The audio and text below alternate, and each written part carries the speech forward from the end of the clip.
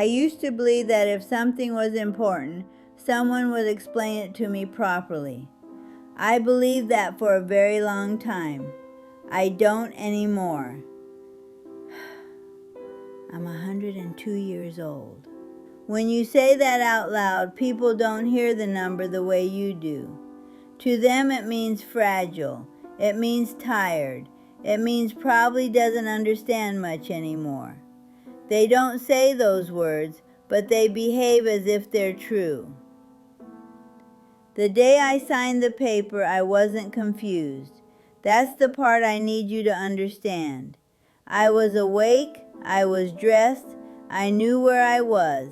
I knew who the people in the room were. I just didn't know what they had already decided. The paper was placed in front of me neatly, too neatly, a pen beside it.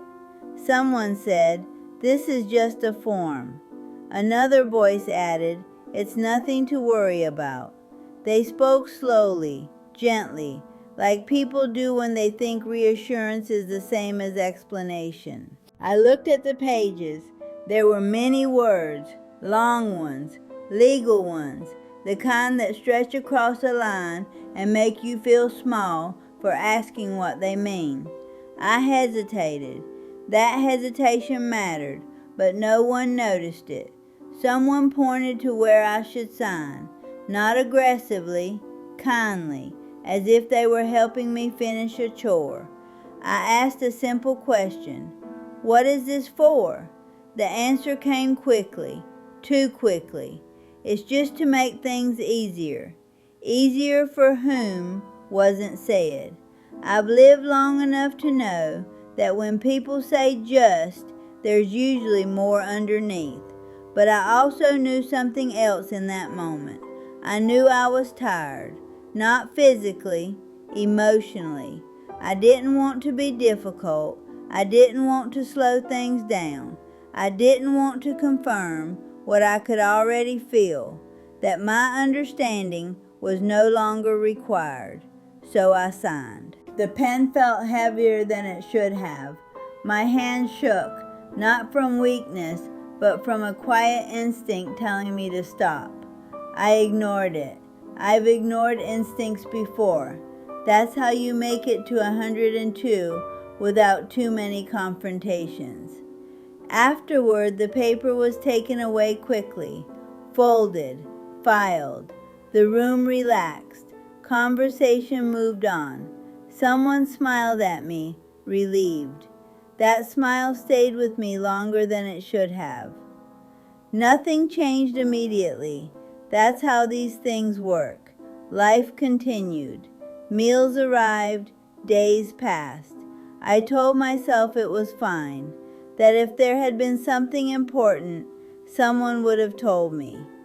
Then small things began to feel different. I noticed decisions being made without my involvement. Appointments scheduled that I hadn't agreed to. Items moved. Routines altered. When I asked, I was told it was already taken care of. For my own good. That phrase is a powerful one. It ends conversations. It closes doors politely. One afternoon, I overheard a discussion in the next room. My name came up.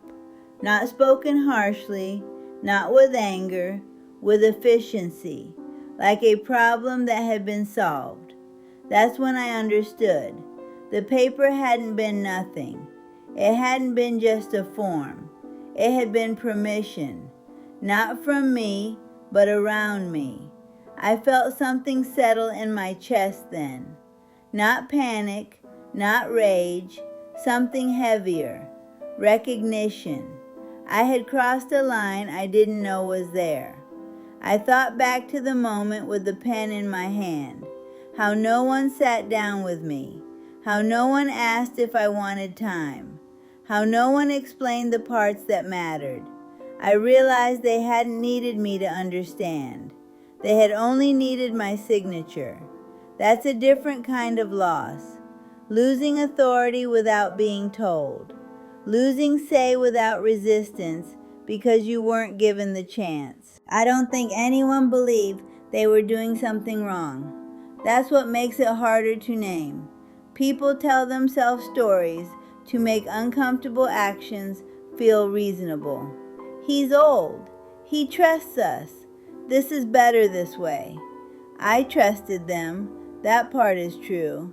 I trusted that someone would stop me if I was about to agree to something I didn't understand. No one did. Since then, I read everything more slowly, not because I'm afraid, but because I know now how easy it is to be guided without being informed. I know how quietly your life can be rearranged while you're still living in it. I don't know what I would have done differently if I had understood. Maybe I would have still signed, maybe not. That choice was taken from me the moment explanation was replaced with reassurance. That's the part that stays with you. I'm 102, and I signed something I didn't understand. And the cost of that signature didn't appear all at once. It's still unfolding. After that day, I began paying attention to things I used to ignore. Not because I was suspicious, because I was no longer certain where my choices ended and someone else's began. There's a particular feeling that comes when you realize your life has been simplified without your consent. It's not loud. It doesn't arrive with an argument. It shows up as a series of small confirmations that you're no longer the final voice. I noticed my mail being sorted before I saw it. Calls answered for me. Conversations happening in the hallway instead of the room I was sitting in. When I asked questions, the answers were brief, reassuring, designed to move me past the moment rather than through it. You don't need to worry about that. It's already handled. We talked about this. Sometimes we hadn't. I don't think people understand how much dignity is tied to being asked. Not asked politely, asked genuinely, asked as if your answer might change something. When that stops, something inside you begins to shrink. I thought back over my life more often then, not with nostalgia, with inventory.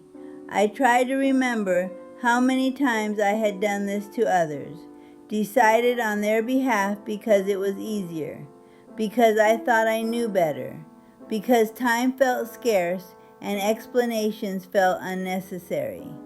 I don't remember a single time I meant harm, and yet harm doesn't require intent.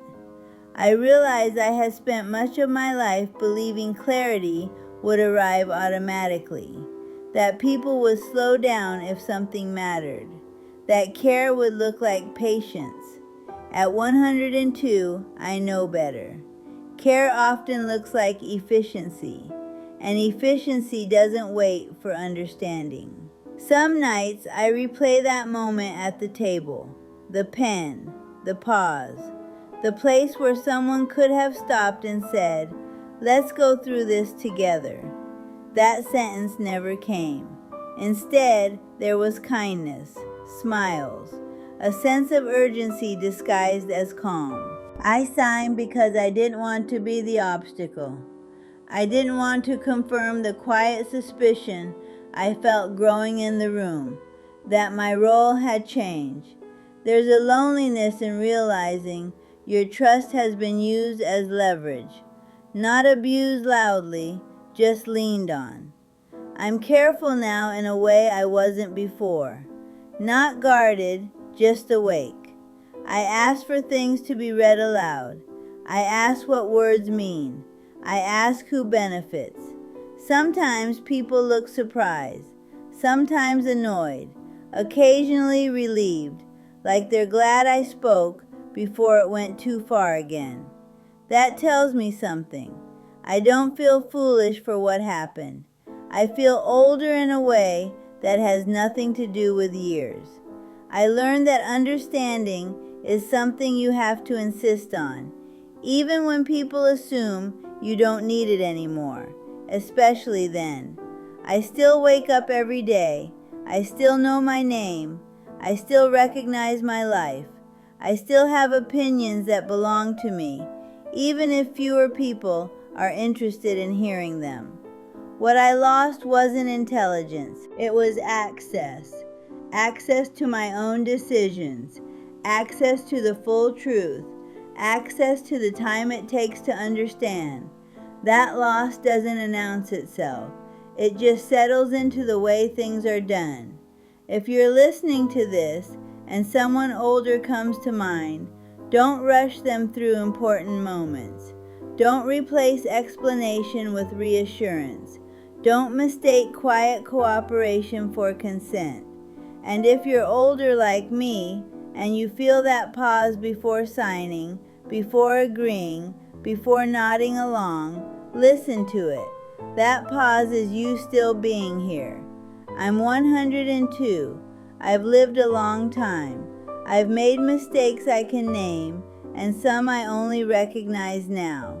Signing that paper was one of them, not because of what it allowed, but because of what it taught me. If this stayed with you for a moment, I'm glad you listened.